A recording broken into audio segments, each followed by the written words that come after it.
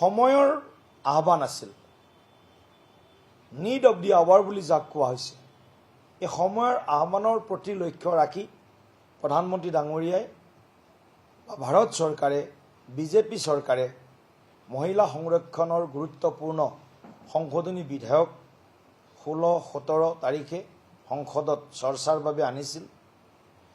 গুৰুত্বপূৰ্ণ চৰ্চা হৈছিল।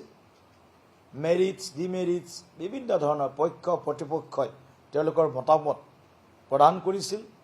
কিন্তু দুৰ্ভাগ্যবশতঃ সকলো আলোচনা, সকলো ইতিবাচক দিশ আৰু মহিলা সামৰ্থ্যৰ ওপৰত আঘাত কৰি, নাৰী শক্তিক অপমানিত কৰি, নাৰী শক্তিৰ ৰাজনৈতিক ভৱিষ্যত অন্ধকাৰলৈ ঠেলি দি কংগ্ৰেছ সহ বিৰোধী ৰাজনৈতিক দলে যি নজিৰবিহীন পৰিস্থিতিৰ সৃষ্টি কৰি এই বিধেয়কখন অনুমোদনত বাধাৰ প্ৰাচীৰ হিচাপে থিয় দিলে, এয়া ইতিহাসে কংগ্ৰেছ, টিএমচি, ডিএমকে, সমাজবাদী পাৰ্টিকে ধৰি বিৰোধী ৰাজনৈতিক দলৰ মহিলা বিৰোধী নীতিক ক্ষমা নকৰিব।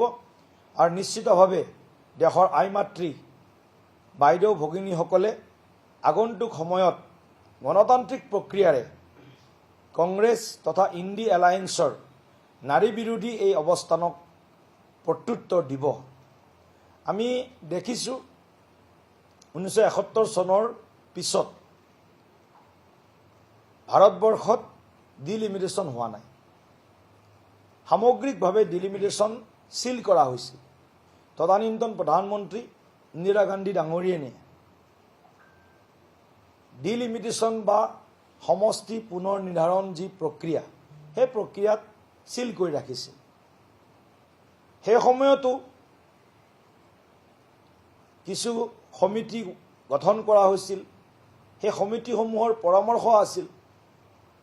সেই পৰামৰ্শবিলাককো তেওঁলোকে একাষৰীয়া কৰি পৰৱৰ্তী সময়ত গীতা মুখাৰ্জীৰ নেতৃত্বত যি সমিতি হৈছিল, সেই সমিতিৰ ৰিকমেণ্ডেশ্যনছবিলাককো কংগ্ৰেছ চৰকাৰে বা সেই সময়ৰ কংগ্ৰেছৰ সহযোগী দলসমূহৰ বিৰোধিতাৰ বাবে মহিলাৰ সংৰক্ষণ বা মহিলাক ৰাজনৈতিক ক্ষেত্ৰখনত আগবঢ়াই দিয়াৰ যি চিন্তা আছিল, তাকো তেওঁলোকে বাস্তৱায়িত কৰিব নোৱাৰিলে।